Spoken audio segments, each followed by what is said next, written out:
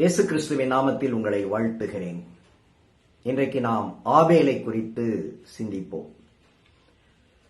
இறைவனின் ஆசீர்வாதத்தை முதலில் பெற்றவன் இந்த ஆபேல். முதலில் மரித்தவனும் இவன்தான். இவனே உலக வரலாற்றில் முதல் இரத்த சாட்சி. திருமறையில் இவனுடைய பெயர் 12 முறை இடம்பெற்றிருக்கிறது.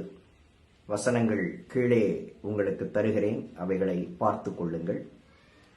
1 யோவான் 3:12 இவருடைய பெயர் வராமல் காயினின் சகோதரன் என இவர் குறிப்பிடப்படுகிறார். ஆசீர்வாதம் என்கிற சொல் நமக்கு மிகவும் பிரியமானது. பெரியவர்கள் ஆசீர்வதிக்க வேண்டும், நம் பெற்றோர்கள் ஆசீர்வதிக்க வேண்டும், ஊழியர்கள் போதகர்கள் ஆசீர்வதிக்க வேண்டும், கர்த்தர் ஆசீர்வதிக்க வேண்டும் என நாம் விரும்புகிறோம். அப்படி ஆசீர்வதிக்கப்பட்டால் நன்றாக நாம் வாழலாம், சுகமாக வாழலாம், வசதியாக வாழலாம், மேன்மையாக வாழலாம் என அந்த ஆசீர்வாதத்தை குறித்த எண்ணம், கருத்து நம்முடைய மனதில் உண்டு. ஆனால் முதலில் ஆசீர்வதிக்கப்பட்ட ஆபேல் முதலில் மரித்தான். அவன் திருமணம் செய்து கொள்ளவில்லை. இளம் வயதிலேயே அடித்து கொலை செய்யப்பட்டு வலியில் துடிதுடித்து இறந்து போனான். மிக பரிதாபமான ஒரு மரணம் அல்லவா? புரிந்து கொள்ளுங்கள். ஆசீர்வாதம் என்பது இந்த உலக வாழ்க்கையின் வசதி அல்ல.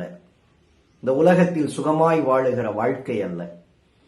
நாம் எதிர்பார்க்கிற பொருளாதார நன்மைகள் இறைவன் கொடுக்கிற ஆசீர்வாதம் அல்ல. இறைவன் கொடுக்கிற ஆசீர்வாதம் என்பது இந்த உலகத்தில் நல்லவனாக வாழ்ந்து தீங்கு அனுபவிப்பதும், தீங்கு அனுபவித்து வாழ்ந்தாலும் கர்த்தரை விட்டுவிடாமல் இருப்பதும், கர்த்தரை விட்டுவிடாமல் இந்த உலகத்தில் வாழ்வதன் நிமித்தம் பரலோகத்தில் அவருக்காக சேர்க்கப்படுவதுமே. அப்படிப்பட்ட ஒரு வாழ்க்கையை ஆபேல் போல் வாழ நாமும் நம்மை ஆயத்தப்படுத்திக் கொள்வோம். கர்த்தர் உதவி செய்வாராக. ஆமென்.